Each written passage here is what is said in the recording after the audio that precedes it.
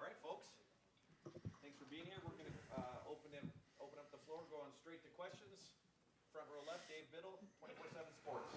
Ryan, you hired a head coach of the defense, as you called him, and Jim Knowles. The early returns look good. I'm sure you're happy. Can you just get into that a little bit, please? This was a great start. I think that when we talked about this leading up to the game, that's the start we were looking for sure. And I think the combination of, the experience and then the scheme and everybody coming together. Watching the film, they played really hard. They played fast. They played decisive, similar to the way that we were talking about them leading up to the game. So, good first start, but that just means we can do it. Now we got to bring it every week. He's got an interesting philosophy in the back seven where he believes the starters are the starters for a reason for the most part. Doesn't like to rotate a lot. Like Tommy played every play, I think. Your starting corners played almost every play. Was that did you like that when you were meeting with him? Do you like that philosophy? Was that one of the reasons you wanted to bring him in? Well, I think this game was unique in that we only played 49 plays on defense. So certainly you want to establish roles, but I think you're going to see more depth played moving forward. Go third row left, Dan Hope, 11 Warriors. Ryan, you said yesterday on BTN about how Jackson, impacts everybody on the offense. How does he do that, and how do you guys have to account for that if he's not out there? Well, he's just such an impact player. He can, as you saw last year, he can turn a 5-yard completion into, whatever. He's just so explosive. And, because of that, when you have a playmaker like that on the perimeter, it just has such an impact on the entire game schematically across the board. So, that's just the impact he makes because he's such a great player. I know you're hoping to get him back this week, but do you have to balance in your mind of, okay, maybe we should rest him a couple weeks and make sure he's fully healthy before he comes back? Yeah, I leave it up to the doctors and the medical professionals, but yeah, we will not bring him back if there's any risk of him getting hurt further for the future. So we'll make sure he's 100% before we put him back in the game. Yeah. Fourth row middle, Pat Murphy, 24/7 Sports. Ryan, you talk about having to win every week here at Ohio State. You have this big game this week, a lot of hype around it. You come out against a non-Power 5 team. How do you keep the same intensity, same everything you need for a week like this after coming outside? Yeah, I think you guys have probably heard me use that term, competitive stamina, and I thought that that showed up in the game on Saturday night. The way that we played in the second half and certainly in the fourth quarter was tremendous because we knew we were going to be in those styles of games when you're playing against really good opponents. We were in some of those games last year. We did okay with other games. We didn't respond like that. We did on Saturday night, and that was a job well done, but that doesn't mean anything this week. We say it all the time after a Sunday practice. Once we walk through those doors and practice is over, we head up to victory meal. The game is done from the week before, no matter what happens, good, bad, or indifferent, because we have to move on because nothing we did last week matters. And it goes back to that term competitive stamina. Can we bring it every single week? And you've heard us say this and coaches say it all the time, but we create our standard. And what is our standard? So it's been about us, always has been about us, and we'll continue to use that message this week. And you talked after the game, and you mentioned a few times, CJ's not focused on stats, he wants to win. Is that something you've seen from quarterbacks as they get into their second, third year playing, starting, whatever it is, or is that a little bit unique for him? Everybody's a little different, but I think what makes CJ unique is a lot of things, but he's a special young man. There's a lot to CJ. He's very deep. He's certainly an excellent player, but I think the impact that he's making on this program has been significant, not just on the field, and you could feel that on Saturday night. Fourth row right, Tony Gerben, Buckeye Huddle. Ryan, Jim addressed the Lathan Ransom playing time after the game, saying they wanted to ride the hot hand, and this isn't necessarily about Josh, but is it fair to say there's a lower tolerance for mistakes defensively now, or is this a product of depth, or is it a combination? No, I think it's a combination of all of the above. Yeah, and when you get in that first game and you don't have a lot of at-bats, you have 49 plays, I think more of those things come to the forefront, come to the surface. But, no, we're going to need Josh. Josh is going to have to play for us, and he'll play a significant amount this year for sure. And even if there's no message sent, is it fair to say that the team received a message from something like that? I don't know. You'll have to ask them, but, I'm very pleased with the way that the guys played on defense, and we'll have to continue to build on that. But the good news is we have really good depth, across the board, and certainly on defense and in the secondary. So, those guys are going to play, and when they get their opportunity to play, they got to make it count. And that's what being at competitive excellence is. We have these terms that are part of our culture, and one of them is at competitive excellence. When your number's called, do you make the play, yes or no? And so, that's what we're looking for. Right next door, Rob Aller, Columbus Dispatch. Ryan, when you get a guy nicked up like Jackson, I know you defer to the medical people, but how hard is it as a coach when a kid really wants to get back in there, whether it's during the next week's practice or during the game? Just how do you deal with that sort of emotionally? Yeah, that's hard. I mean, especially in big games like that, when someone's worked so hard for that moment in such a big game, and Jackson certainly enjoys being in big games. He thrives in it. But we first, like you said, go to the medical professionals and say, can he play or not? If the answer is no, the answer is no. If the answer is yes, the answer is yes. If it's somewhere in between, like we got to kind of see how he does here, then it depends on kind of the maturity of the player. And with Jackson, we trust Jackson, so we wanted his feedback, and we tried to see if he'd get in there and play, and then just said, I'm just not going to be at my best here. I don't want to put the team at risk. And so we have a more experienced guy who's played. You can kind of trust him a little bit to give you some feedback if it's one of those things we're trying to figure out. But at the end of the day, it comes down to the doctors and the trainers. You've done this a long time. What impact does a serious injury to a key guy or any guy have on the team? I know it's next man up, but like to the vibe of the team, what does that do? Like you said, you have to kind of move on, and there's just different things that happen to you. And we talk a lot about the events that are going to happen, the adversity that's coming our way. And the only thing that we can control is our response. There's nothing we can do about what happened, whether it's a moment in the game, the score of the game at halftime, or something that happens to your teammate like that. And so we try to focus on the response so that we get the best outcome that we want. That being said, it's not always easy, especially when you have a leader and someone who makes such an impact. So, some hurt more than others. Some situations are harder than others. But I thought our team did respond, and they some guys stepped up. Certainly saw what X did and some of the other guys, and that was good. So, you just when you go into those first games, you just never know what's going to happen. I mean, if you told me in the national championship game, the first game, Trey Sermon's going to break his collarbone, or the first, whatever few plays of the game, Jackson's going to be out of this one, I'd be like, oh my God. But those are the things that happen. You have to have plans in place for when those things occur. Second row right, Nathan Baird, Cleveland.com. As you reevaluated, what did you see from some of those other receivers, and what's going to have to be better from them going forward? Yeah, no, I thought there were some good plays, some ones we just missed on, and I think there was a couple protection things, not many, but early on there was a couple things, and then just could have been cleaner early. And then I thought we were 9 of 10 there at the end and made some nice plays and kind of got more to a rhythm in the second half. So yeah, there's some things certainly just technically that we got to clean up, and a lot of those guys, that was their first time playing other than the Rose Bowl in that type of environment. So a lot of good things out there, but a lot to build on. We still got a lot of improvement to make. Certainly know where we need to be. And speaking of guys playing for the first time, I know Donovan Jackson had played before, but obviously a big start against what was going to be a pretty good defensive front. Your evaluation of what he showed physically in that first game? Yeah, same thing. Had some really good plays. Had some plays he wants back, but for the first game against a very veteran defense and veteran front, solid job. Solid job. I think he graded out a champion, and especially the way that we played in the fourth quarter, he was a big part of that. Third row left, Bill Landis, Rivals. Right. With CJ and the younger receivers, it seemed like a couple times maybe he was expecting them to be maybe a little shallower than they were, or the one that was behind Jackson, or Emeka, maybe he thought Emeka might sit there instead of keep going with his route. Just how long does it take, I guess, for a quarterback and newish receivers to kind of get on the same page when you're trying to determine the landing marks and stuff like that? Yeah, I mean, I think CJ and Jackson certainly have a great chemistry there, and CJ and all the receivers have been working hard, to get on the same page, and they are. They've done a nice job. They've built great chemistry, and now you just have to put it on the field. So there were some plays that weren't executed well enough, and we got to get that fixed. But we've seen it in practice done the right way, and so we know that they can do it. It's just a matter of going and do it on the field. It looked like Luke had a boot on his foot walking out of the stadium. Is there anything serious with him, or are you just managing something? What's up with that man? Yeah, you know, when you come out of those physical games like that, there's always bumps and bruises and things that we want to keep an eye on, but nothing long term there. You had, I guess, the contingency plan up front. If you had to put a new center in, is it Matt? Is it Jacob? And then if it's Matt, who's the guard? Right. Yeah, so when Matt went down, Enoch came in and actually gave us some good plays there. We had a counter play where he came around, did a nice job, and I think we picked up about 8 or 9 yards on that play.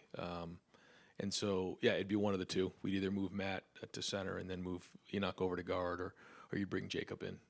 So those are our two options there. Over to the right, Dom Berry, WBNS 10 TV. Thank you.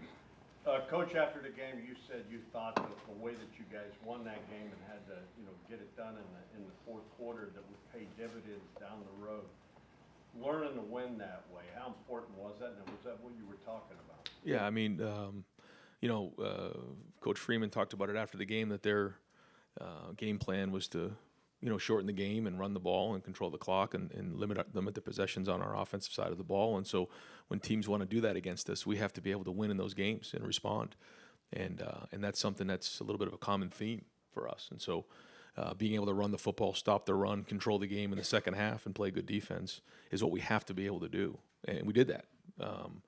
And in a physical game when you're not going to get as many plays. So I think looking back, we could have been more efficient, certainly in the first half on offense, because every play matters in those styles of games. But I thought the attitude was excellent. I thought the toughness was excellent. I thought the way that we played, we took care of the football. We tackled well. Those are the things you need to do in opening games. And certainly with the help of the crowd, we were able to kind of, push through in the fourth quarter. And I think it was a seven-minute drive there in the fourth quarter where typically in the past we'd be going a little faster and, maybe trying to score a little faster. But, we were controlling the game, and we felt like if we scored there, we could make it a 2-score game. And if we got one more stop, the game was probably over. And, again, that's not typically how maybe we've done things in the past here. But when you're playing good defensively and you're running the football, a win's a win.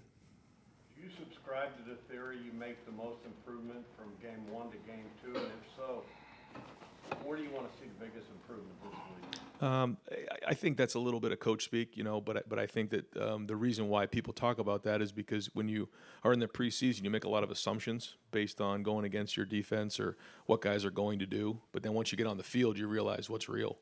And then you have to be able to make those adjustments and figure out what that is, kind of wake some guys up. So we'll see. There's certainly a lot of things to improve on. The issues are always there, and we got to get those addressed. And that's the key, when whether it's week 2 or week 5 or week 7 or week 10, we have to be able to make those adjustments, figure out what those issues are, and get them addressed. And usually it's, like I say all the time, when there's issues, it's one of 3 things. It's either coaching, it's execution, or it's personnel, and so or scheme. And once you identify what those are, you got to get them fixed. And then the test is on Saturday. Can you tell us what Jackson injured, or you? No, I'd rather not. Yeah, get in, because once I start getting into that, then I have to kind of do that for everybody, and so we've kind of kept it just available and unavailable, and I try to do the best I can to at least give you an idea what's going on, but not give details of the guys. Third row right, Spencer Holbrook, Lettermen Row. Ryan, when your defensive line plays the way it does in the first time out under a new defensive regime, are you even a little surprised at times by how good this defensive line looks this early in a new system change? Oh, it was certainly great to see the play the way that they did. We've seen a lot of that in the preseason. We've seen a lot of that last spring. Guys in the backfield making plays. One of the things that I thought was great in the game was the first play was an explosive play. And I think the easy thing to do would have been like, oh, here we go again. And we've talked a lot, long and hard. I know the defensive side has, and I've talked to the defense that, with our style of defense, at any point we can get a negative play, get them off schedule, and either force a field goal or force a punt because of the different styles and the scheme that we run. And that's exactly what happened. I think they picked up 3 on first down, and then 2nd and 7. Mike gets in the backfield, creates a negative play, 3rd and long, force a field goal. We're off the field. We got a lot of energy, and we moved on. Nobody had their heads down. There was no panic. They believed in it. And I think that's Jim's mentality is, give me a yard and we'll defend it. So that was great. But yeah, to see the defensive line win the line of scrimmage was excellent in game 1. I don't want to get too in the weeds, but I think Notre Dame was 8 on 3rd and more than 7. It seemed like last year there were too many times where 3rd and 1 guys couldn't get off the field. Is that one of those marks where you say, okay, we've made real defensive progress through the offseason, being able to get off the field when we need to? We did in the first game, but that means nothing moving forward. Yeah, we certainly have not arrived, and we only played 49 plays, and that was great, but we got a lot of football to play. But for game one, it was well executed. But now we got to do it again this week. Fourth row left, Jacob Bench, the Lantern. Yeah, hey Ryan, just building off that, you talked about Jim Knowles' mentality, just the turnover battle Saturday, with no turnovers for either side, just how significant was that to you, and how important is that turnover battle between your team and your opponents? Well, when you're playing against a team that wants to run the football, it's, usually they're going to take care of the football a little bit more. There's less risk there. They want to control the game. And there was a lot of field position play back and forth. There were some opportunities in there where maybe in the past I would have gone for it. Early on, I think it was a 4th and 3 around the 40-yard line. I think the year before we went for it against Oregon. Didn't do that. Decided to pooch punt, got it inside the 10. I think we had 4 punts inside the 15-yard line. So you're playing the field position game. When you're playing against a team that wants to run the ball, you have to be smart because all it takes is one turnover, and you could be up against it. So we tried to do the same thing, run the football, take care of the football, and win that style of game, which is a different style of game than maybe we've been in the past. And we knew that we had to be able to do that if we want to get to where we need to be. Gotcha. And then offensively, talking about running the ball, just going into this week's game, next week's game against Toledo, just how do you plan on managing the running backs between Travion and Mayan there? I know they split carries for majority on Saturday. Yeah, we'll move forward the same way. I thought they really complemented each other well. I thought they both really ran hard in the fourth quarter after looking at the film. I mean, I felt it when we were on the field, but after watching the film, boy, it was pretty impressive to watch those guys run that way. And they took care of the football, and that was a huge challenge for them. That's their number one job in this offense, is to take care of the football. Third row right, welcoming a new member of the Ohio State beat, Cameron Teague, the Athletic. Hey, Ryan, you mentioned Mike Hall. I had a really good day against Notre Dame. Just what do you want to see from him when you looked on the film? Kind of what do you want to see from him going forward to kind of build on that game? Well, I think anytime you come in an environment like that, you prove that you belong, and he certainly did. But now, what's the response to that? Is it, okay, I'm here, and now I start to feel good about myself, and I take a step back and gear down, or do I continue to build on that and now show that I can be consistent? Because if you want to be one of the better players in the league, which he certainly has the ability to do, he's got to bring it every week, and that's what the expectation is. So it's one thing to flash in the game. It's another thing to be consistent throughout the entire fall. Front row right, Austin Ward, Rivals, 97.1, The Fan. Ryan, what was the degree of difficulty on that CJ throw to Mayan on the touchdown drive? That's as good as I've seen. Yeah, I mean, the difficulty on that one was really hard. He's going to his left. He got flushed. First off, he did a great job getting out of the pocket. He spun out of the pocket. Mayan came back. It was a throw against the sideline, going to his left, and probably the only place he could possibly fit it. And then Mayan had to catch it clean, otherwise, because it was so little margin for error there. Big time play in a big spot. I think it was 3rd and 3. And got flushed, and he made another play like that on the sideline to Emeka. I think in the 3rd quarter, 2 really good movement throws. I was thinking about that a couple times. The spinning out, we saw Justin maybe do that way more, and Dwayne had some of that. Is that, when you've talked about him using his legs, is that the stuff that's more important to you than him actually running, carrying downfield? I mean, every play has a different set of circumstances. Certainly the situation in the game, down and distance. But extending is a big part of it because it allows receivers more time to get open downfield. But I think if you watch the move, he's moving different. And I think that's a tribute to him and Coach Mick. But when you look at the numbers on the GPS of how fast he's moving, and when you just watch his quickness and his overall strength, his body looks different. And that paid off on that drive for sure. Right next door, Joey Kaufman, Columbus Dispatch. Ryan, as far as Jackson and him being evaluated, is there an idea on when he might be, how he might be able to practice this week or thing? Yeah, I mean, it'll be kind of as the week goes on, we'll get a better feel for it. I think. Again, I can't really give much details on that, but we'll keep evaluating this week and see how it goes towards the end of the week. And I asked about another guy from Rockwall on the other side of the ball. You guys are pretty selective with transfers, and I was wondering when you were looking at Tanner and talking with him back in January, what impressed you about him? What decided that he was a good fit? Well, he came highly recommended from Jim and Jackson. They both knew him and made a few calls on him. And when we went to the 3 safety system, we knew that we needed to bring in more nickels and safeties. And watching him play last year. He's a veteran, experienced guy, but he fit our culture just by the way he immediately stepped in. He really embraced our culture. He has been really helpful to the guys. He's kind of like a coach on the field. And like you said, there's not a lot of guys that fit our culture that way. He and Chip both stepped in this year and did a nice job, just assimilating to the program, and because it's not easy to do here. Assess the impact he's had this offseason in the opener, having a guy with the level of experience he has in this defense, and what kind of impact they have made out of the gate. Yeah, I mean, Jim, who has a few guys in the support staff, GAs, and guys that have been with him who know the system, helped early on, but certainly having Tanner there who knew the system with the secondary guys made it a lot better, because he's out there working extra with the guys, teaching them. Again, he's like a coach in the field, so that certainly shortened the time of learning the scheme. Second row left, Stephen Means, Cleveland.com. Ryan, just from your experience both as a player and as a quarterback's coach, just how many weeks do you typically see it take for a quarterback to kind of get comfortable with new receivers? It varies. Yeah, it varies. I wish I could kind of give you a number, but it varies. Yeah, and I thought there was some really good ones. I thought the throw and catch on the first touchdown, the timing was just excellent between he and Emeka. I thought there was some other good ones too between he and Marvin. The timing on the throw and the touchdown pass to he and Xavier were excellent. So there was good signs out there, and there's been a lot of work done in the preseason too. So we'll kind of keep working at it this week and see where we are on Saturday. And then, how much more control have you given CJ at the line of scrimmage? You try not to do too much. Just because someone can doesn't mean you should, because you want them to be clear and be thinking and just worry about executing the offense. And so we try to take as much off of his plate as possible. But he's very intelligent, so we can handle high levels of information, and does a really good job in protection and the run game, changing plays when we need to do that. But just because he can doesn't mean we should. And so I try to be very mindful of that. You ever have to scale him back because he's probably asking for more and more? Yeah, I mean, he and I talk about that a lot, and typically we'll put a lot in, and then every once in a while he'll say, this is maybe a little bit too much here, let me just kind of go play, and we kind of go back and forth on that, and by the time Saturday comes, we come to a pretty good idea of what the game plan is going to be and what he's comfortable with. But that's Brendan Gulick, Buckeyes Now, Sports Illustrated. but it is good to have somebody who's older who can give you honest feedback in that area, though, too. Yeah.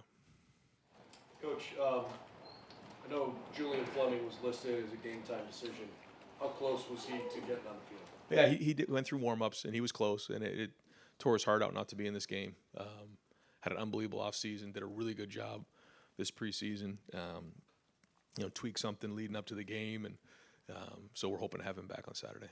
But as it relates to Arkansas State, what are the unique challenges they present to you? Certainly a good coaching staff, good players who, they've added some new pieces. And when you look at some of the guys who have joined their team, they come from very good programs, and so they have talent. Got off to a good start last week.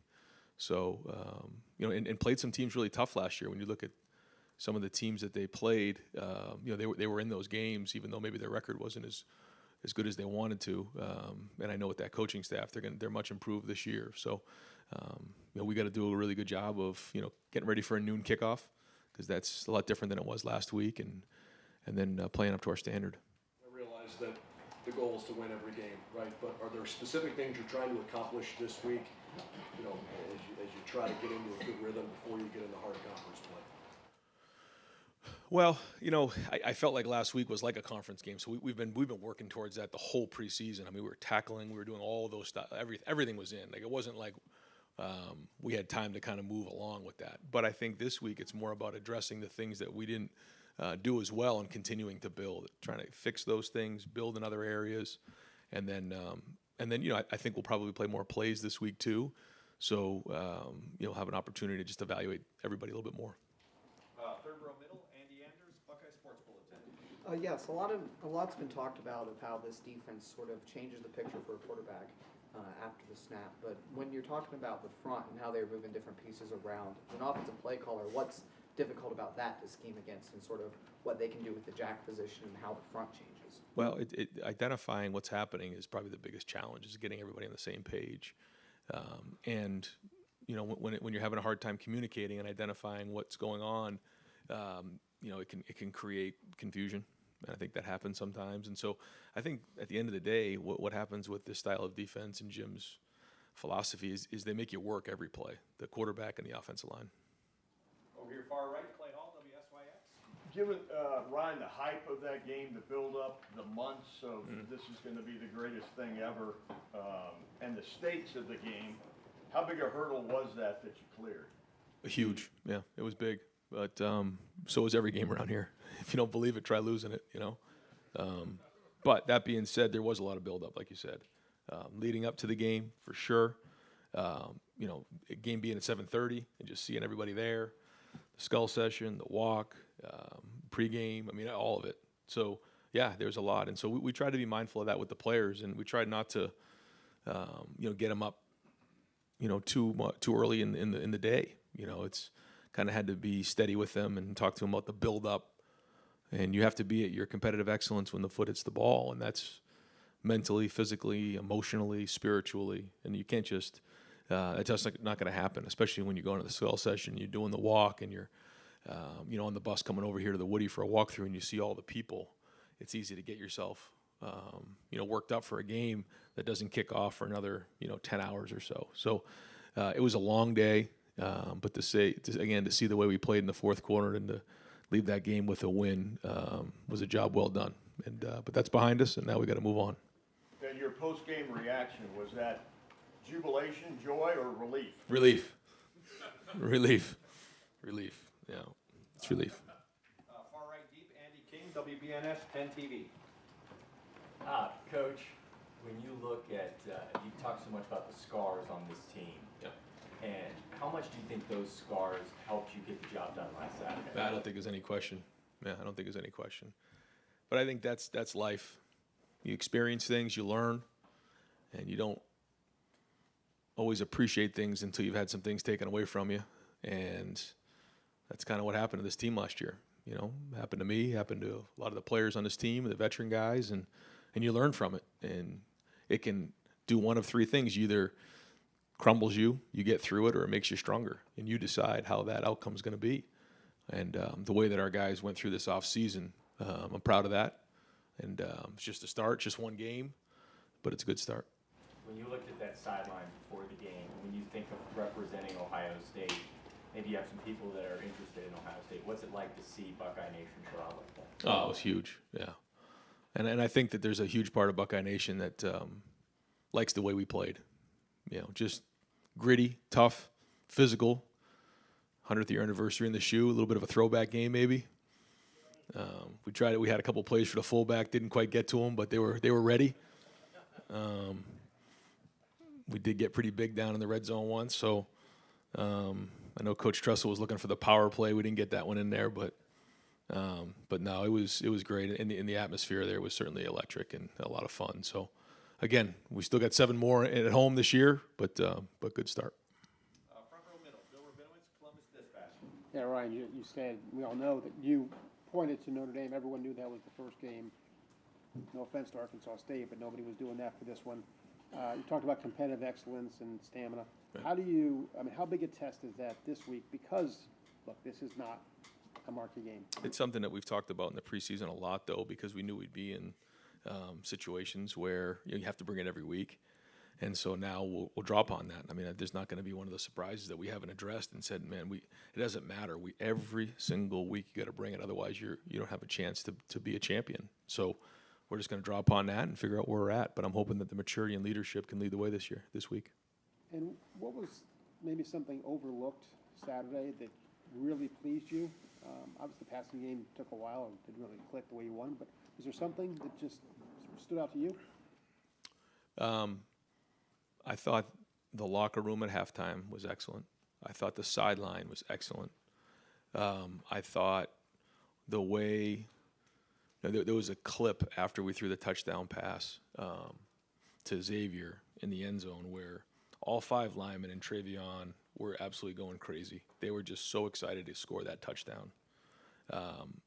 And then just the excitement on the sideline afterwards. And the way that our guys in the fourth quarter just had a look in their eye. And the way that in the 4 minute coming back out there, and they're not going to get the ball back. We're just going to find a way. And then see Trevion, the way he ran a guy over and then runs hard. Like, they just weren't going to get denied. And that's something you can build on. Halftime, what happened at halftime? Just a lot of positivity in there. Just a lot of talking, a lot of guys communicating with each other. Just a lot of positive vibes, trying to figure out solving the problems. Where, I've been in locker rooms before where there's just not a lot of talking going on, But these guys, there was energy in there. They were talking. They came out of the locker room with juice, and they just had a look in their eye that they weren't going to get denied. And again, that's what we were trying to build on this summer. Time for two more. Front row right, Tim May, Lettermen Row. Thank you, Jerry. More fluid is the way I would describe watching CJ roll out of some of those situations and get to the edges, et cetera. Did he work on that in the offseason? Did you press that, or did it just for a second-year starter, does it come a little bit more naturally? We certainly worked on his athleticism and tried to get him stronger and faster with Coach Mick, and he did that. He really attacked the weight room this year, and you just feel it. But no, we've been doing some throwing on the run, and we've been doing some different things with him, and certainly worked on scramble drills.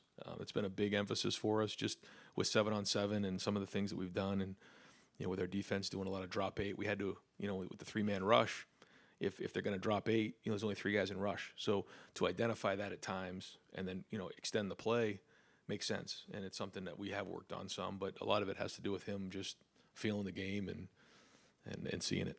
Yeah, I got about 50 questions, but I'll just ask 2 more quick. Okay. Xavier Johnson, not only did he go in at that moment, but he was up for the moment because obviously on that touchdown, I think they blitzed both safeties for the first time all game. Maybe I'm wrong. No, you're right.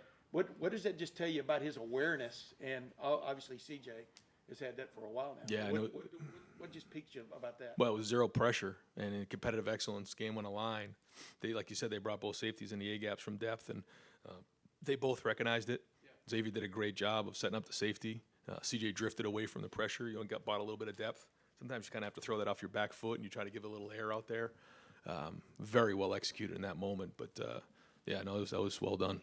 Does that get him more consideration down the road now that yes. he was up to the moment? Yeah. Absolutely, yeah. Because you never know until you get in there, and to see him play like that, he caught 2 balls in a row in a big moment. So absolutely. The last thing, what did it mean to you? And you touched on it a minute ago to go to jumbo there down the goal line. Y'all had a 3rd and 2 in the first half, didn't get it done, got stuffed. What did it just do for you and this offense of getting something looks like fixed that y'all had trouble with last year? Yeah, it was huge. And just, again, I thought it was the attitude of just getting pads down.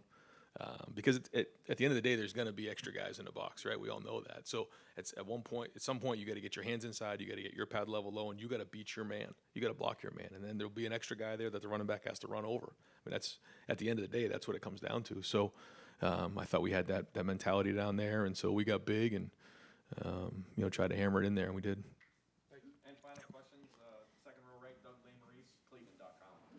Ryan, next year when you guys play Notre Dame, it won't be the opener. I think it's week 3 next year. Just now that you guys have gone through it, can you just reflect on when you play a top 5 team in your opener, how the prep is different, how you come in Sunday after a physical game like that? How different is it playing a team that good in week 1 when you don't have preseason games or anything like that? Yeah, well, you're forced to be really good in preseason. We had 2 scrimmages where we did a lot of tackling. And you're in this balance of figuring out how do you get your team tough and game ready to play at a high level because it's such a huge game and can have such an impact on the rest of the season, but also keep your guys healthy. Just a lot of communication between Mick Marotti and I over and over and over again. We're in practice and he'll get the GPS numbers on somebody. He's out, get him out. He's already run too much. Or we look hard and think, go over and over and over again, how much hitting we should do, how many plays in practice we should have. And so between he and I, and then obviously talk to the coaches about their opinion on things, but we just try to figure that part of it out so that they can be at competitive excellence on that night. And I'll give the players credit. They believed because it was a hard camp. It was not easy. We went hard. We were physical. But I think we had them ready. You got to play the schedule you're given. All things being equal, when you're playing a big-time non-conference matchup like that, prefer week 2 or 3 as opposed to the opener? Or when are you asking me? Now, great idea. Friday afternoon, terrible idea. And when you look at this schedule, and I'm trying to go a little picture off the big picture. Listen, the 12-team playoff is coming. You know, you guys, that world's coming.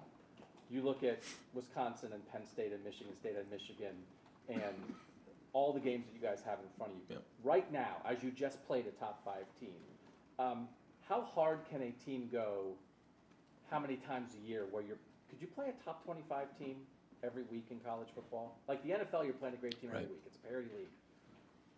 Or when guys are in class and they're 19 years old, do you have to play some games where you're not playing a top 25 opponent because of mental and emotional and physical wear and tear in place? Like how tough can it be every week? I think that's a great question. I don't think I have really the answer to that because we really haven't done that before. So I'd be kind of speculating. But it's something to think about for sure. I just haven't quite considered it, you know. But it's interesting, and I think that those are all the really good questions that are coming up as we head into this format. Yeah. You feel, right now, you guys just won that game, Yeah. the toughest of game. How much do you think this team feels it right now? Right, like how long is the physical, mental, to get back at it? Yeah. Well, that's why we talk so much about competitive stamina, because no matter who you play, we have to play the same way. Period. And so when you have that mindset going into a season, that's different than like you're saying, where it's like, okay, I got to get up for this game, but then over here I can take a deep breath. We cannot do that. You do that, that's how you get yourself set up. And I think that's why the theme this year has got to be competitive stamina. Bring it every single week, no matter who you're playing, whether it's the number 2 team in the country, number 1 team in the country, or somebody that's not ranked. You've got to be yourself. And so we've got to bring it 12 times in a regular season, regardless of who we're playing. And I think you have to really hammer that mindset before you head into the season. You can't just talk about it week 3. And we've been talking about it a lot. So we'll see where we're at. You hit it though. What is your opinion of the 12-team proposed playoff? I mean, I think it's college football exciting. I think it's really exciting, but I think there's a lot of work to be done to figure out a lot of things. But that's why we have the best athletic director in the country to figure those things out, not me. Coach, thank you very much. Thank you, Ryan.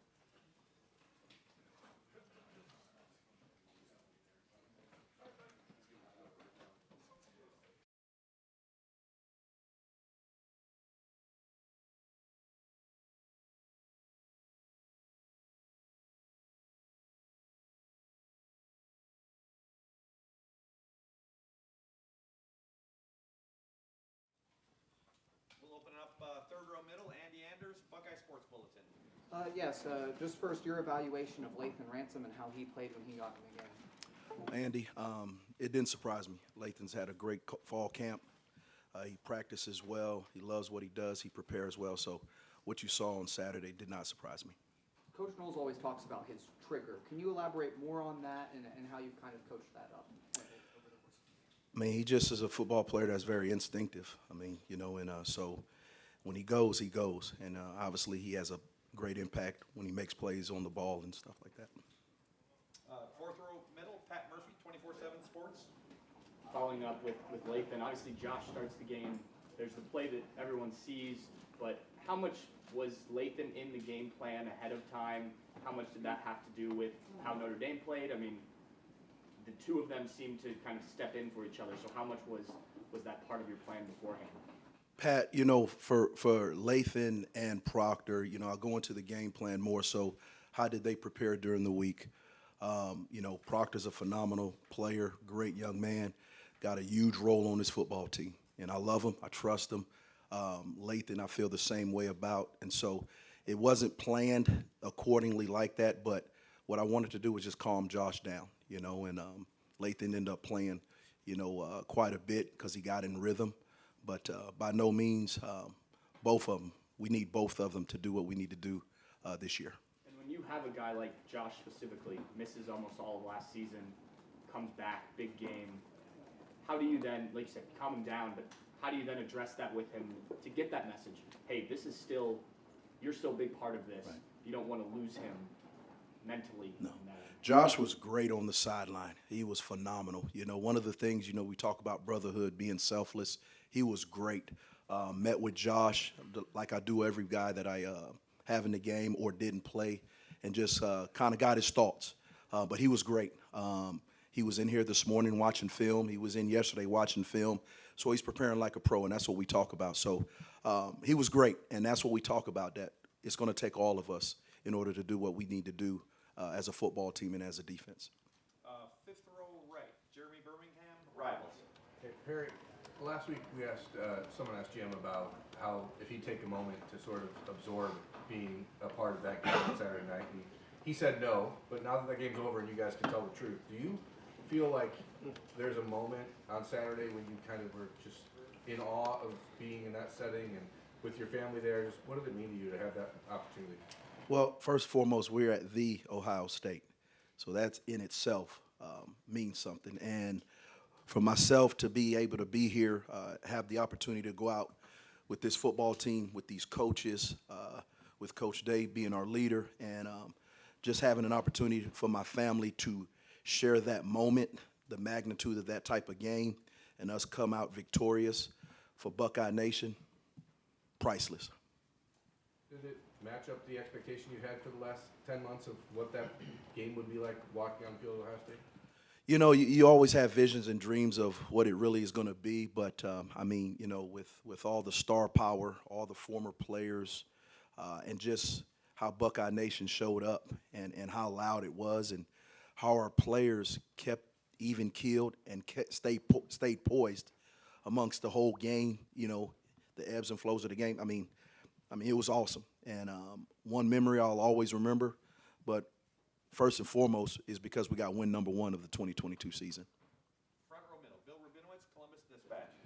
Perry, you guys worked as a staff for 9-10 months for that game in preparation for the season. How do you think everything worked kind of mechanically in terms of you guys meshing, Jim upstairs, and that kind of that whole thing?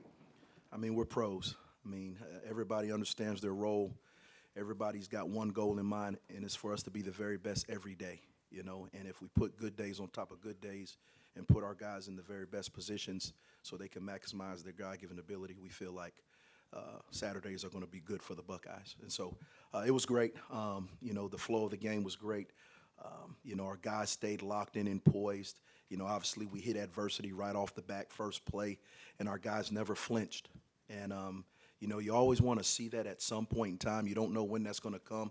And it happened right off the back, and our guys just stayed locked in, coaches included. And so very, very proud of that. And one more about Josh. I mean, he came back from a terrible injury. First play, misses a tackle, and then after that series doesn't play again, I don't believe.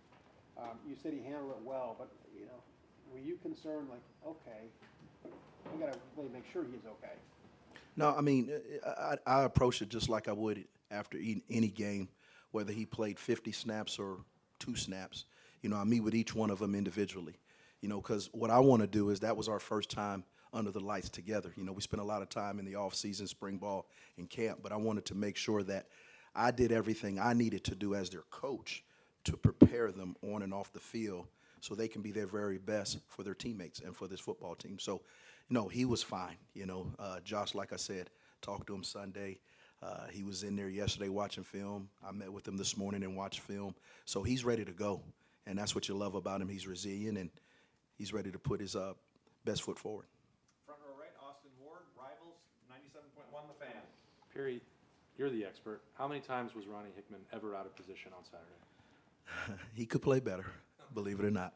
Okay. There's always room for improvement. The thing I love about Ronnie is he's really, really stepped up his game off the field as far as in preparation, his mentality, studying the game, understanding what to look for.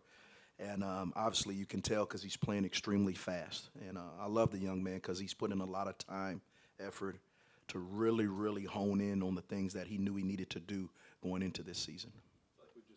We've asked about all the other safeties, and maybe it's like Ronnie is taken for granted or something at this point. But I know that's not the case for you. There seems to be a high level of trust for this defensive staff and what Ronnie can do.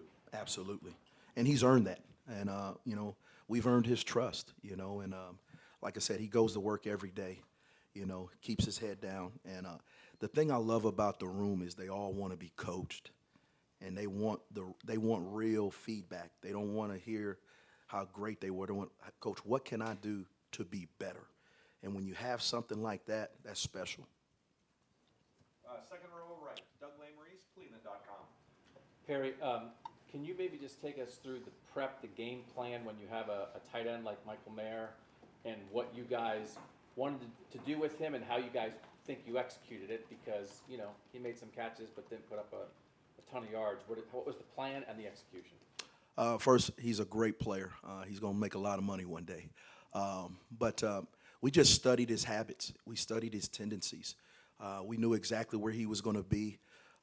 You know, I told the guys, hey, if he makes a catch or two, just keep hitting him, keep being aware of where he's at, because it's a 4-quarter game. And the guys embraced it, you know, the competitive excellence, the wanting to compete against the very best, and you know, they relished that. And so, you know, he made a couple of catches, but I thought overall we bottled him up and we did what we needed to do in order to come out with the victory. And Jim Knowles up in the box, what's his communication like? Is he nice and calm during the game? Is he Absolutely fired up during the game? Everybody on the sidelines got ice water in their veins. Like I said, you know, you build that trust in the off season, in the summer, and during camp. So when we get to when the lights are on, nobody flinches. Everybody's even keeled, and we're able to make adjustments. We're able to get on the board and know exactly what we need to do if something did break down, and there was no panic. And the cool thing is to look young men in their eye, and they see that, hey, these guys got it. And now we just got to go out there and continue to execute. So there was no issues there. You're saying that when the players look at the coaches in game and say, these guys know what they're doing, listen to them, and this is going to work. Absolutely. How vital, does that always happen? How vital is that for players to be able to look at coaches and say, we know these coaches know what's up? You know, I think it's about your preparation during the week. When they see it on film and they practice it, and then when it gets under the lights and they're able to see it live and in color, that means something to young men, because they're saying, you know what we worked on, what we practiced, what the coaches told us that was what was coming, it actually happened. And when those things continually happen, the confidence of a young man, of a defense, of a team skyrockets, because now they know exactly, hey, we just need to come to work and prepare the right way, and success is inevitable. Right behind him, Cameron Teague, The Athletic.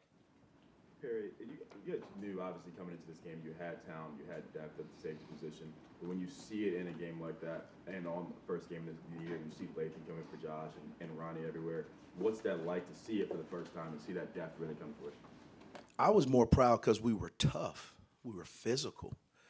They felt us, you know, and that's something that we talked about in the offseason, all summer and all camp, that, you know, yeah, we're talented, but that only gets you so far. We need to be physical. We need to be tough, not only physically but mentally. We need to understand when adverse situations hit, you know, stay locked in and keep grinding.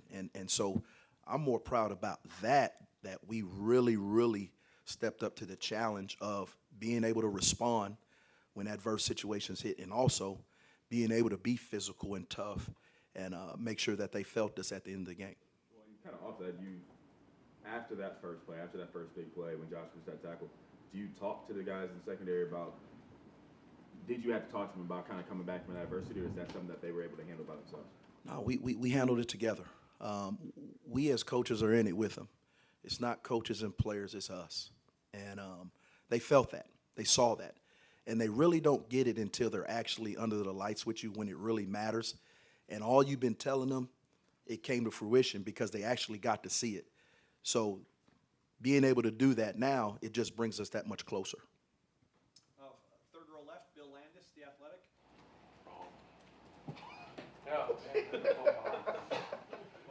Wrong guy. It's okay. We're ready to end this right now. Early in the game, when Lathan stuck Mayer on that third down stop, and he stopped the guy who's 60 pounds heavier than him, kind of dead in his tracks, what kind of tone did that set for, maybe just your safeties in general, but I'm assuming that kind of permeates through the entire defense. Just what did you feel in that moment? Absolutely. You know, first and foremost, it was a money down, so they had already had a tendency. That's who they wanted to get the ball to. So we knew that going into the game. And so for Lathan to do that, it's just more than anything. We talk about being BIA, so every day you wake up, every day we come in this building or outside this building, every time we take the field, there's a representation of all the great DBs that have come through here. So when we say best in America, that's a walk of life. That's who we are, and that's what we believe, and that's how we have to be each and every day. And so, like I said, it doesn't surprise me because of all the hard work, the preparation that Lathan and his teammates have put in each and every day that nobody sees, and so we talk about it all the time, unseen hours, unrequired work. That's real. We live that. It's not something that we just say, but we actually live it every day. How does a guy like Lathan physically do that when he's just, he's not the same stature as Michael Mayer? He's given up quite a bit there, but they tried it and one guy went backwards and it wasn't Lathan. How does he do that? Coach Mick, weight room, desire, heart, and we only going to play one way.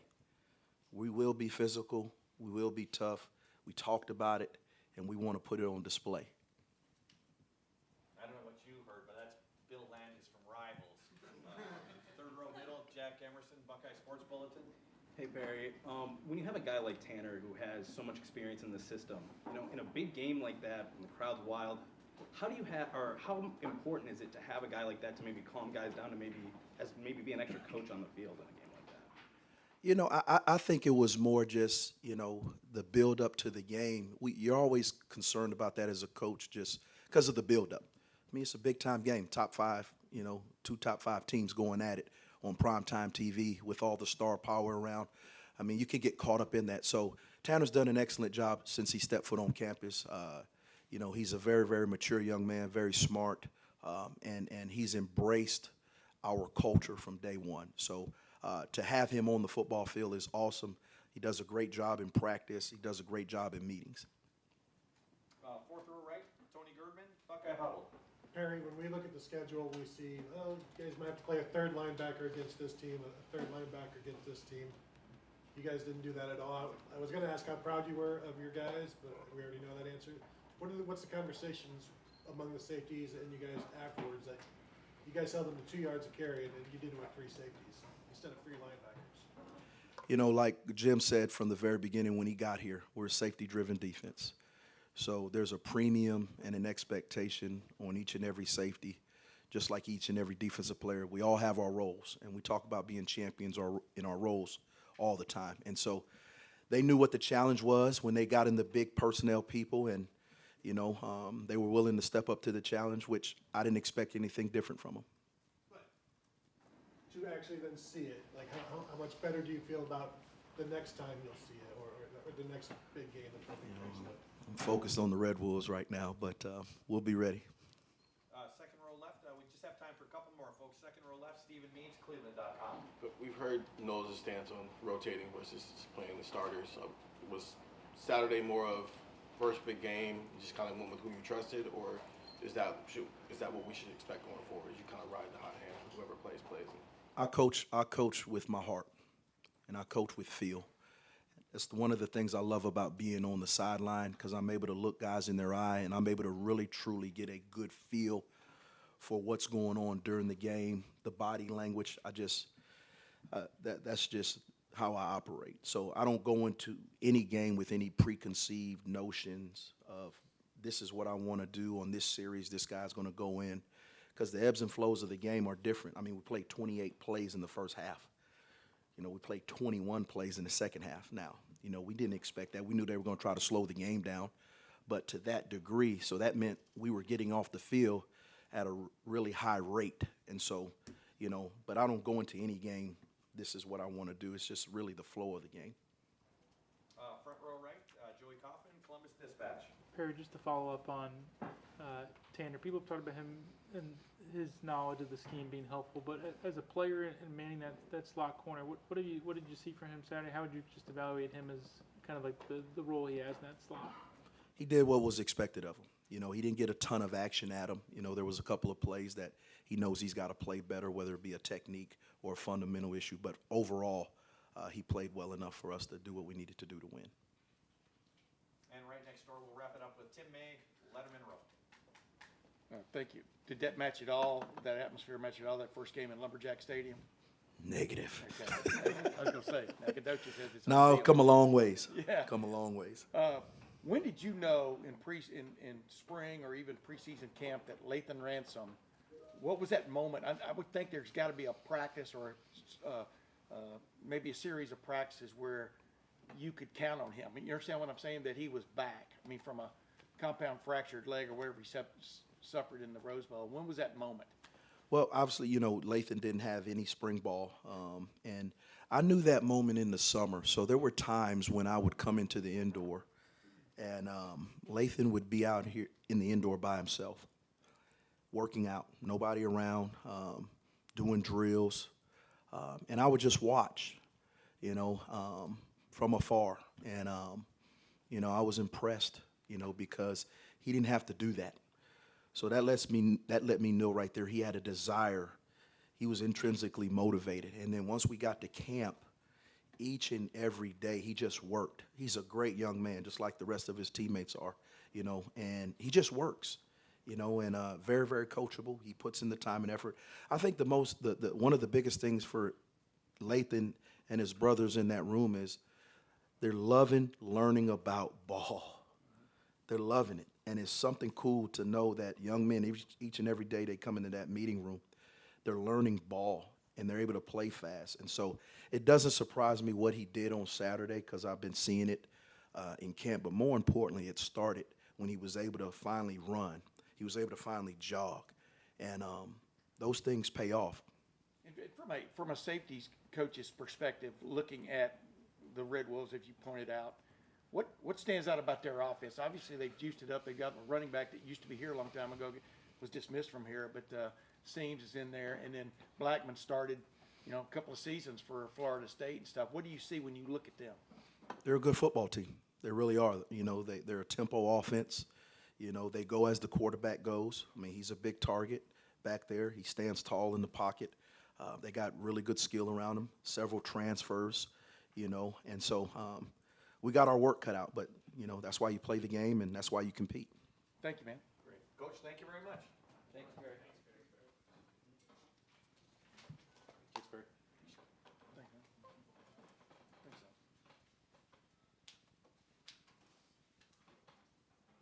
I hope we're getting our quarterback, so we'll just kind of be patient here for a little bit.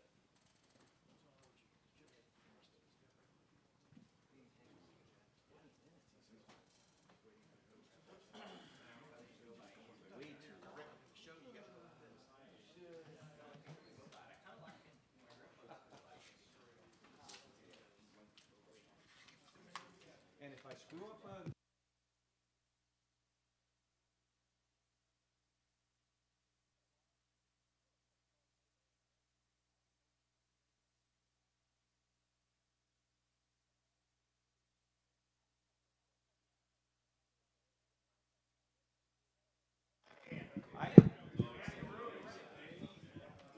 I called you Adam. I never called you Adam, Andy. I'm just going to start lying from now on. Well, when you first said it, I was like, oh, there's another guy with a king. I literally thought you were going to.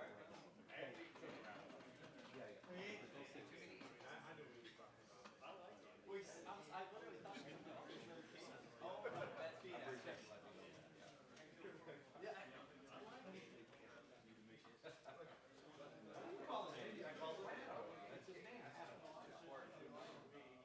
Ryan Day's not going to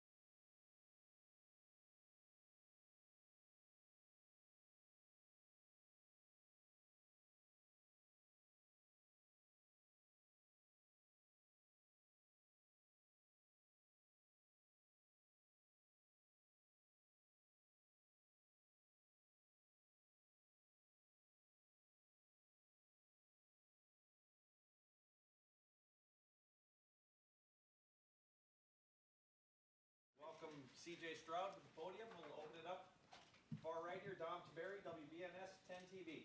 You've had a couple days now to look back at it. Just overall, most things you were pleased with, things you feel you need to step it up with after one game. All glory to God first and foremost, but just looking at the film, definitely think we did some great things on offense, moving the ball when we had to. Definitely seen a lot more man than we expected, so just got to clean some up things with man-on-man routes, me bodying them up when the defender is all up on them. Just little things like that, but I felt like we did well with pass protection. Pass protection was amazing the whole night.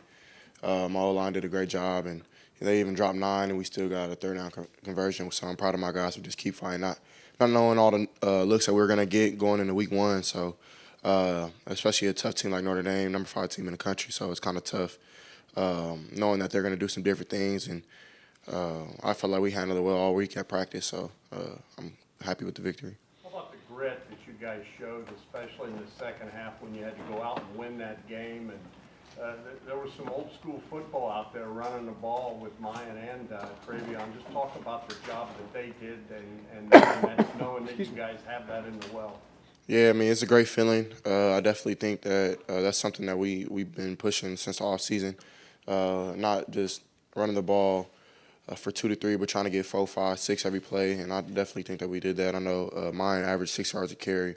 I know Trey probably averaged somewhere around there too. So even when stuff wasn't there, like they're running through people, which definitely think you need.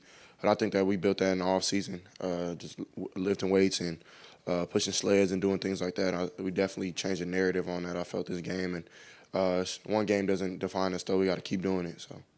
Second row right, Doug Lesmerises, Cleveland.com. CJ, Coach Day was talking again about that play when you rolled out and found Mayan on the sideline. Can you just take us through that play and like what goes into that as a quarterback when you're escaping pressure and trying to find a guy? Yes, sir. It was a drop 8 coverage, so really 2 to 3 hole players. I just watched it on film, but when you have drop coverage and you have man coverage and you have hole players, it's tough to get cross routes going. So that was our concept. We had a crossing route, and so I'll read the widest defender. He ran out like it was man, so I go through my man principles. I first alerted mine. He had a wheel route, but mine isn't really a burner. So he was decently open at first, but I wanted to see what else could be open. So I kept going through my progressions, and then X kind of got bumped by his whole player, who was the Mike linebacker, number 27. And so as I did that, I tried to go back, but then I kind of felt a little pressure on my face, so I rolled out, went through. I knew it was third down, so I wanted to get the first down. I mean, I didn't want to turn the ball over right then and there because, I mean, if that's the case, then it's even worse. But even if we don't get it right there, it's fourth down, we punt, and then if they score, we got to get the ball back and go on a 2-minute drill and win the game. So, I mean, just being the competitive stuff I am and don't mind just being competitive, I just wanted him to come back down, which he did. We had that same rep during practice this week, and it didn't end up going like that. It was actually mine didn't run the route all the way. So this time he actually got it right. I seen him kind of through the corner of my eye, and I mean, I feel like it's something God blessed me with to be able to throw the ball on the run a little bit. So just try to put in the best spot that he can get it where the defense couldn't, and mine did a great job getting his toes in. So it was a great play. Definitely, I feel like that it changed the game. Definitely put in the game more in our control. So it was amazing.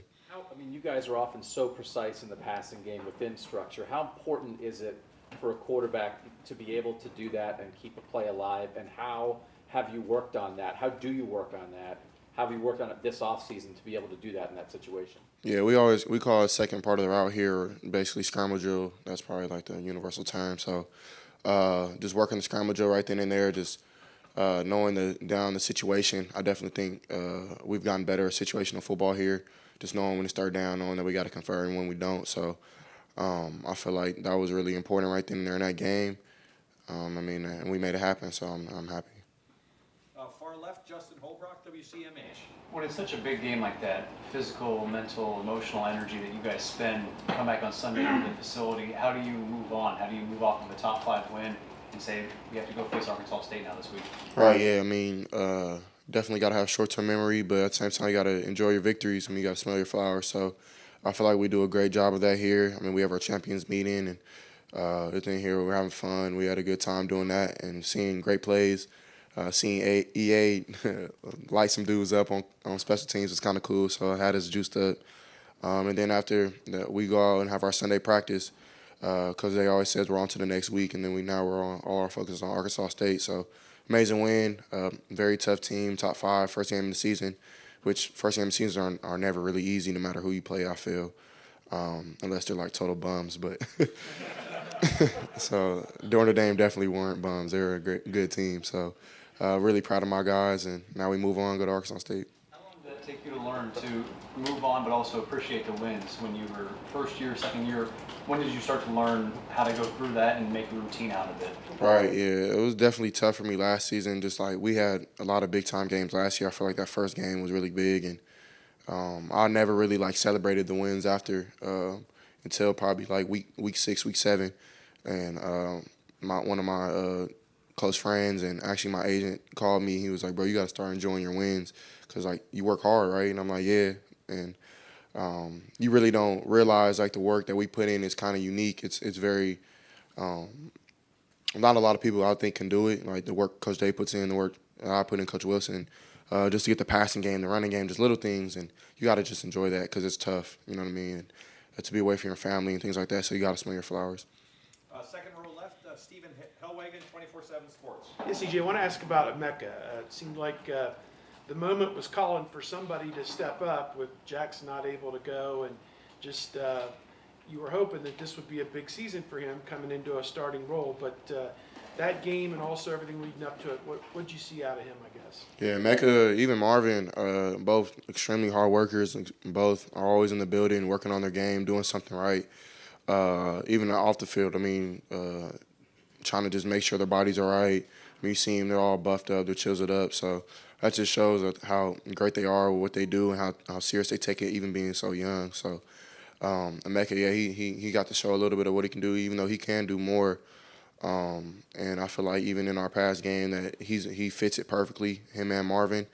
And I feel like that first game kind of just put a little taste to people's mouths of what we can do a little bit, but I feel like we'll do even more and more just with the work we put in and things like that. So Emeka and Marvin, they're two great young players, work hard, great routes, great body discipline, and different things like that. So just super excited to see what they do. Right behind him, Bill Landis, Rivals. CJ, going back to the play of mine, it looked like that ball sort of had some backspin on it, like it kind of got back to him on the sideline. Is that just random how it came out of your hand? Are you doing anything with your arm angle or the pressure you're putting on the ball to make it do that, to come back? I don't know. I don't know if it did that. That's cool if it did. I'm not sure. I just threw it. I threw it as try to be as accurate as I could and just give him the shot to catch it where the defender couldn't. He did a good job of placing his body in the right place and giving me good numbers. I feel like when they give me their numbers, they want the ball. So he did a great job of doing that. Even Emeka had a play like that, the drive I think prior to that on the sideline again where he kind of cut the defender off and put his numbers to me, and I feel like he wanted the ball, so I gave it to him as best I could. So I didn't try to do anything special. I think that's something that maybe God blessed me with. So I'm happy. With Marvin and Emeka, I think there's a point in the game with Marvin, the ball was a little short, like you told him to sit maybe a little more shallow than he did. And then there was the one that was behind Emeka where maybe it looked like you were expecting him to settle instead of keeping his route going. It wasn't pervasive throughout the game, just kind of 2 moments that stood out. But how do you, I guess, work through that kind of stuff with receivers sort of in between drives to make sure you're all on the same page with that? Right, yeah. I definitely think it's just conversation, just seeing what they see, seeing what I see. Definitely just got to get through those things. I mean, me, Chris, and Gary, and Jax went through that last season. Just filling each other out, trying to make sure that we like what we're doing both ways. I mean, we all got to be on the same page. So it's just different things like that. Definitely not anything alarming. Just got to be better, best on my part. I mean, Marvin didn't do anything crazy. I just got to make that throw. Probably just make it a little harder, throw the ball a little harder. And then I'm not sure the one in Mecca you're talking about, but I mean, I'm pretty sure it was just conversation that we had on the sideline. Later in the game, he was like crossing over in the middle. There was like a little window that kind of was just behind him. Right. His whole player, Trey's man player ran with him, and if I would have threw a good ball to him, a pick six. So, which I thought it was a good ball because I put it on the spot only he can get it.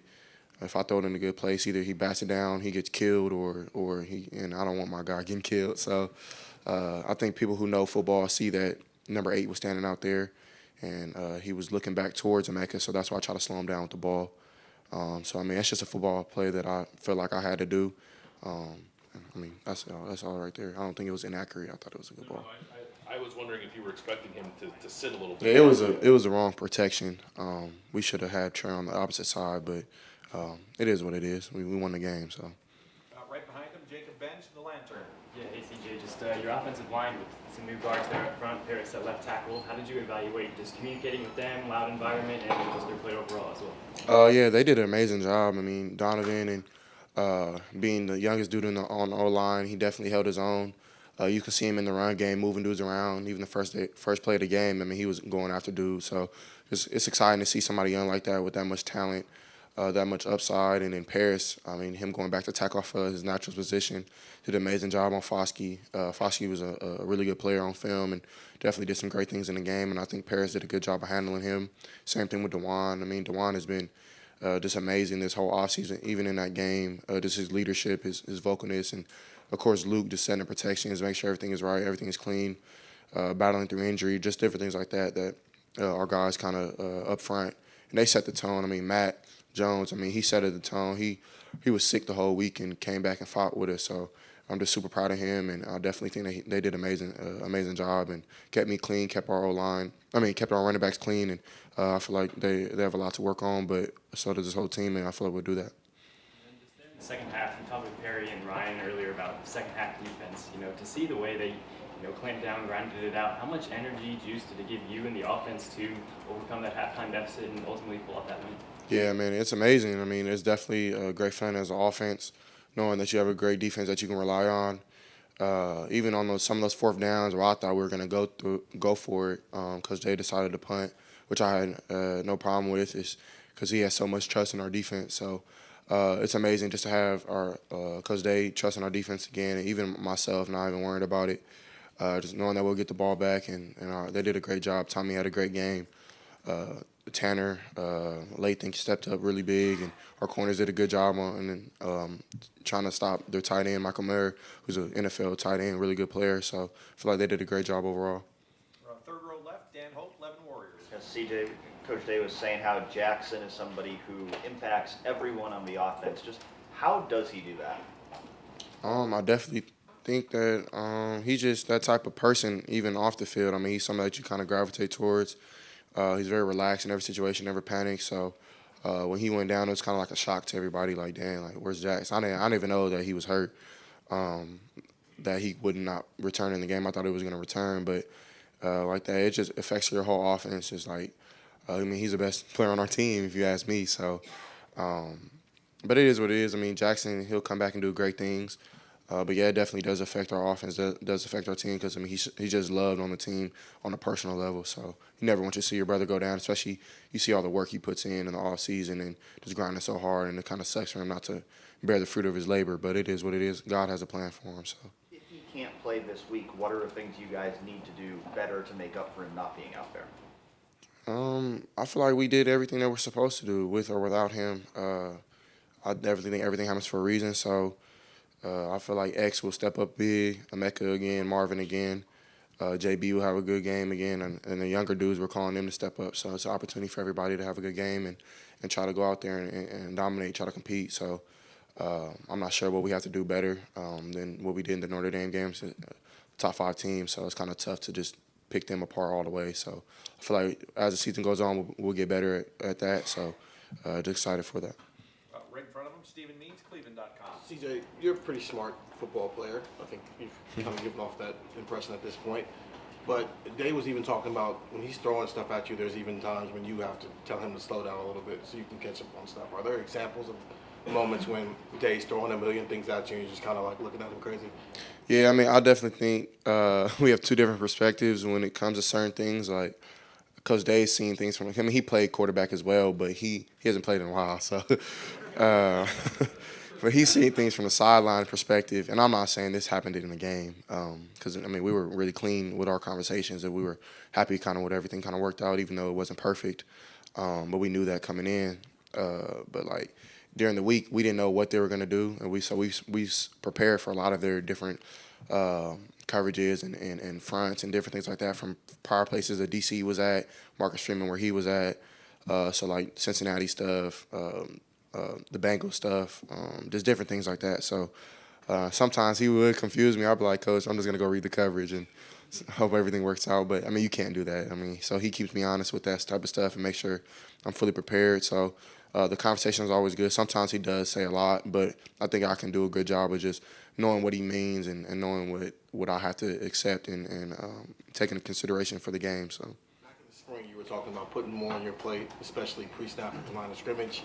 What did that mean against Notre Dame? Like, what were some of the things you were maybe able to do this year that you weren't able to do against Minnesota, even against Utah? Right. Well, this game plan was kind of unique for us because we usually have a lot of checks and a lot of run checks that I have to go through, even pass game checks. And this game, they really just put the protections on me and Luke. So I feel like we did really clean with that.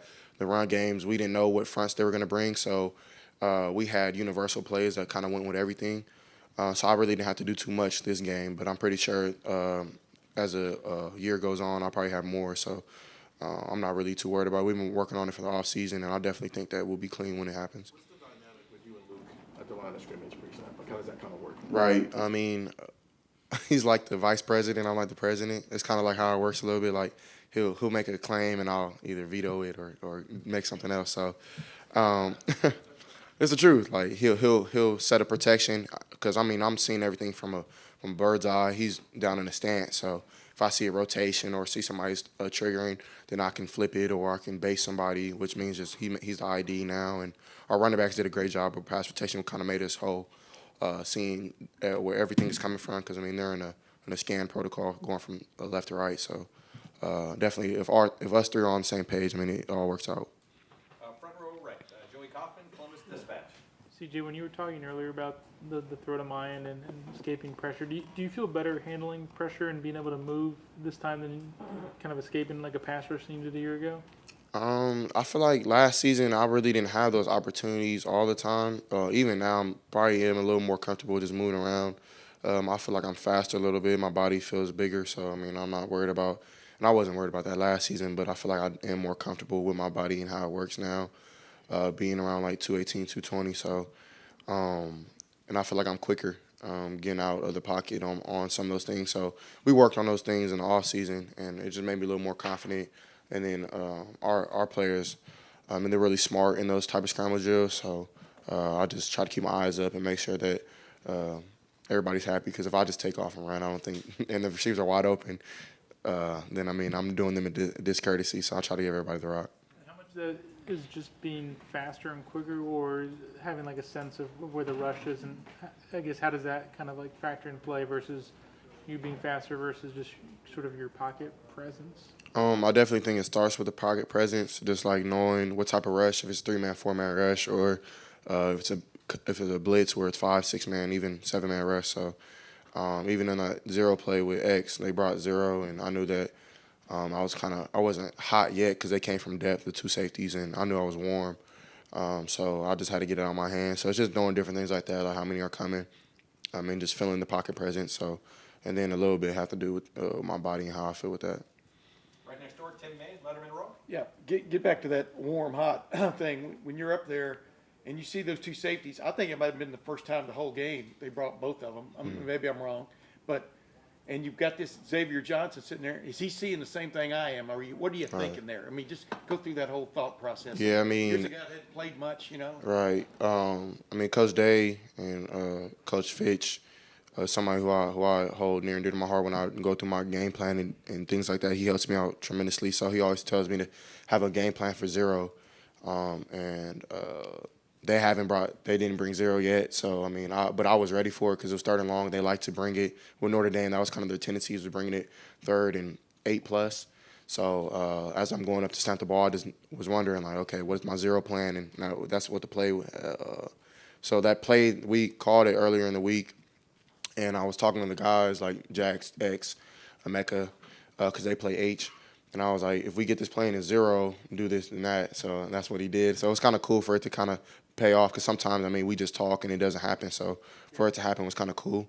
So I just see them coming from death, took my drop, and just try to get on my hand, and X did a good job of setting a good route on his man and winning his route. So it all worked out. And like you said, I mean, this is Xavier that saw it too. I mean, you know what I mean? Mhm. Hardly played. I mean, it's Right. just, is that kudos to him for keeping his head in the game all these years, especially, Right. you know what I Yeah, mean? he's an OG, man. He's a vet, so he definitely knows the game. He sees it well.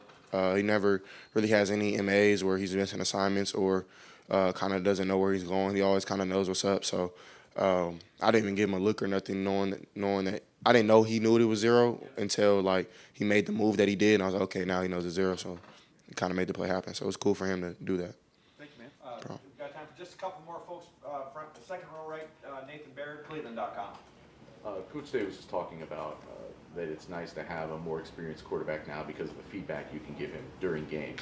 Some examples of that during the Notre Dame game where you felt like you made the offense better just by things you were able to go back and tell him?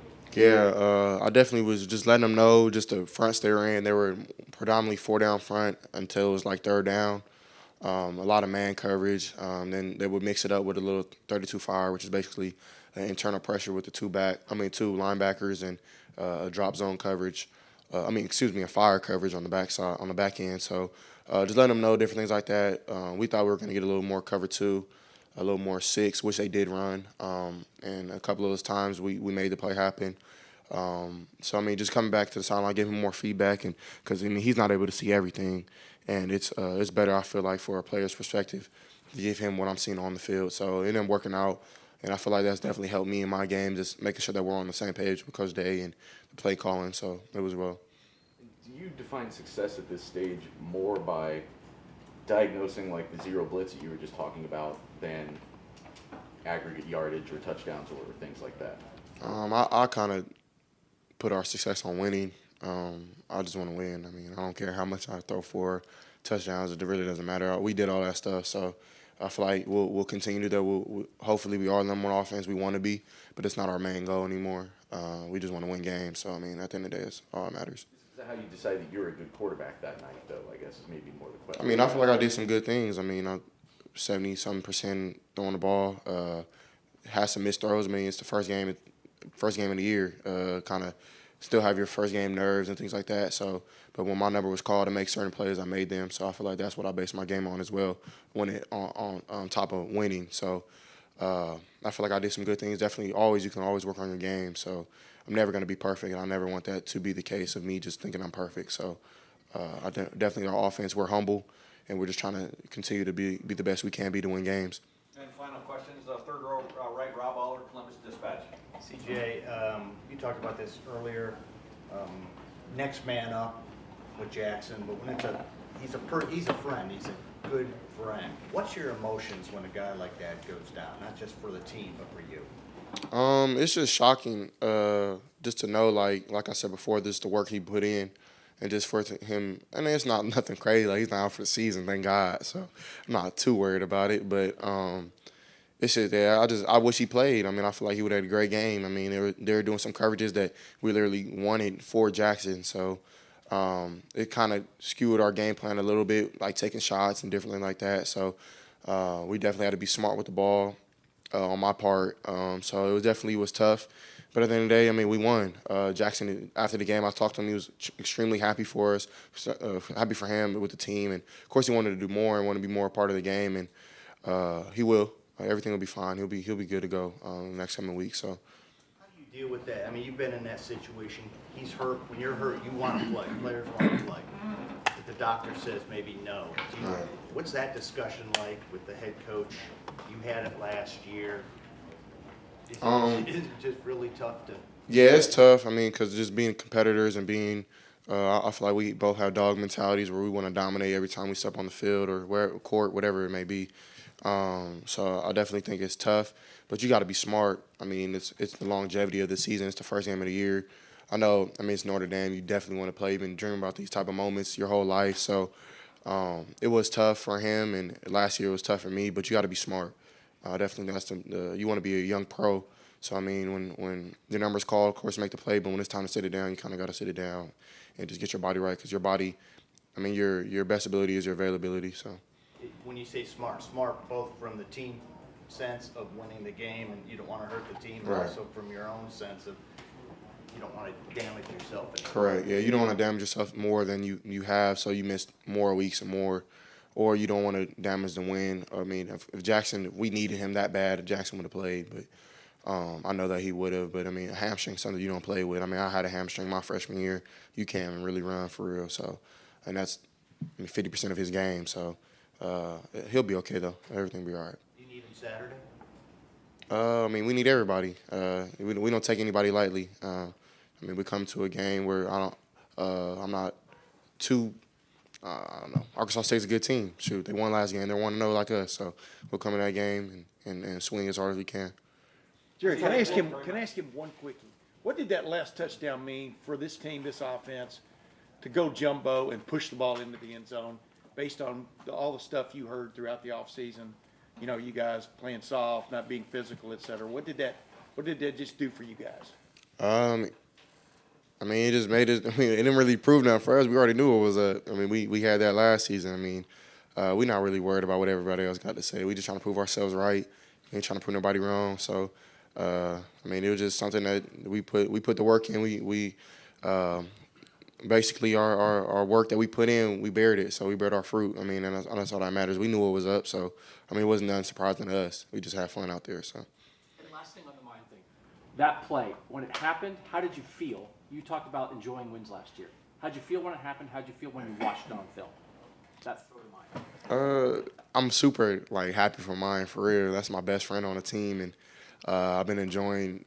I mean, me and him have been talking about moments like this forever. So it was cool just to make the play. I didn't really think about it too much, just having fun out there with my boys, and I don't know, it was fun. So I'm not sure if I answered your question, but Watching on film, I thought that's pretty good, CJ.